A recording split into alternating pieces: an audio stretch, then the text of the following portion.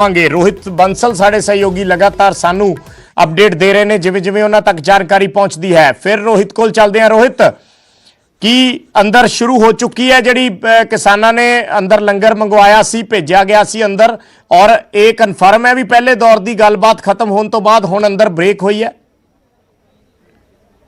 जी विजय, इस वक्त लंगर अंदर चला गया है। इस लंगर तो यही क्या रही ने कि शायद पहले दौर की जी मीटिंग है वो खत्म हो चुकी है, पर हाले तक ऑफिशियली कुछ भी कहना गलत होएगा।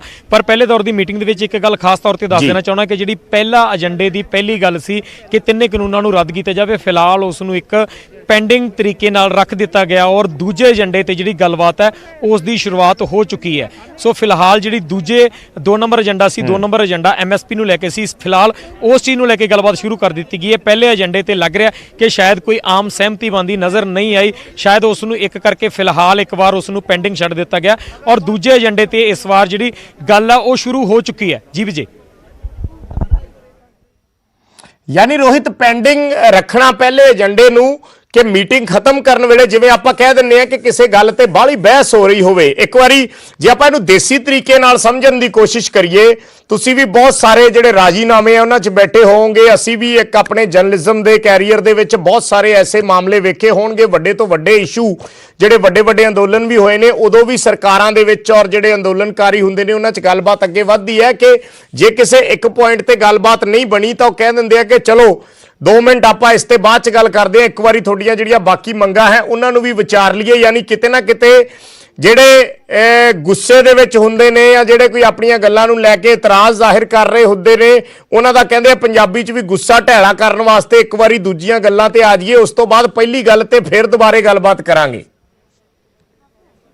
बिल्कुल बिल्कुल उस तरह ही सीन शायद इस मीटिंग में निकल रहा। जिस तरह किसानों ने 4 एजेंडे रखे सी, 4 एजेंडिया जो पहला एजेंडा सी उसनूं लेके शायद एक बार होल्ड कर दिता गया। जिस तरह अक्सर तुसीं जिक्र किया, जिस तरह के पंचायतों के राजीनामे होंगे कि चलो पहली गल तो सहमति नहीं बन रही, पहली गल छड्डो, दूजी गल दसो दूजी की चाहिए, दूजी मुद्दा यह है।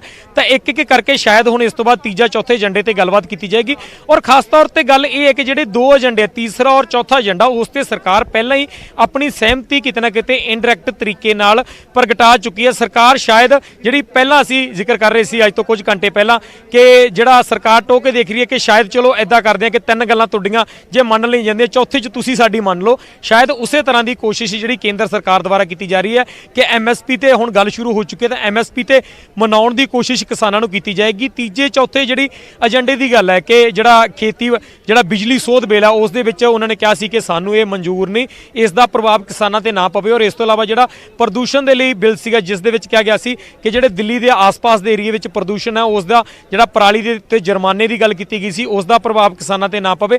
तो केंद्र सरकार पहले ही ये 2 चीज़ों को कह चुकी है कि असीं इन्हां दोनों बिलों के उत्ते ਜਿਹੜੀਆਂ भी जायज़ मंगां वो मनण लई तैयार है। तो किते ना किते अज केंद्र सरकार द्वारा भी एक सुनेहा दिता जा सकता है कि जेकर तुसीं 4 मंगां लैके आए हो तो 4 चों तुहाडीआं 3 मंगां असीं सीधे तौर पर पूरीआं करदे हां, जां 2 मंगां तुसीं सीधे तौर पर असीं तुहाडीआं पूरीआं करदे हां। जिहड़ी एक मंग आ तुसीं उस दे विच साडा सहयोग दिओ, उस दे विच तुसीं साडी भी गल मन्नो। चारे दी चारे मंगां तुसीं अपणियां ना मनवाओ, तो किते ना किते जिहड़ा गुस्सा ढैला करन दी असीं गल कह रहे हैं कि उसकी भी कोशिश शायद जारी है कि जेकर पहले एजेंडे ते कोई गलबात नहीं बन रही तो उस एजेंडे ते रोके रहना और लगातार उस एजेंडे ते गलबात जारी रखना शायद कई बारी लगता है कि मीटिंग खत्म होने वाल जा रही है। इसे करके किसानों ने शायद केंद्र सरकार ने एक बार उस एजेंडे नूं होल्ड कर दिता और कह दिता कि चलो एक बार दूजे एजेंडे की आपां शुरुआत करते हैं, दूजे एजेंडे ते गल करते हैं। जी विजय, तो दूसरे एजेंडे ते गलबात जिहड़ी है वो की जा रही है। हुण एक ब्रेक हुई है और ये भी जानकारी असीं दर्शकां नाल सांझी करना चाहुंदे हां। साडे तक ये भी जानकारी पहुंची है कि जिहड़े केंद्रीय मंत्री ने सोम प्रकाश और पीयूष गोयल वो भी लंगर छक रहे ने किसानां दे नाल बैठ के। ये तस्वीरां भी असीं तुहानूं कुछ मिनट दे विच दिखावांगे, तस्वीरां भी साडे तक पहुंच जाणगीआं। हाले तक ये जानकारी आई है कि केंद्रीय मंत्री किसानां दे नाल लंगर छक रहे ने। सो रोहित, जिवें पहलां गल कर रहे सी आपां कि तस्वीरां संकेतक हुंदियां, जे किसानां ने कहता भी तुसीं साडी गल नहीं मन रहे तो असीं तुहाडे नाल रोटी दी सांझ नहीं रखांगे, या अज असीं तुहाडे नाल एक वारी असीं अपना ही लंगर छकांगे, तुहाडे नाल बाद च देखदे आ जे साडी गल मन जाओगे तो फिर बाद दे विच तुहाडे नाल भी बह के चाह पानी पी लांगे, किसी नूं कोई इतराज़ हुंदा भी नहीं और होना भी नहीं चाहिदा।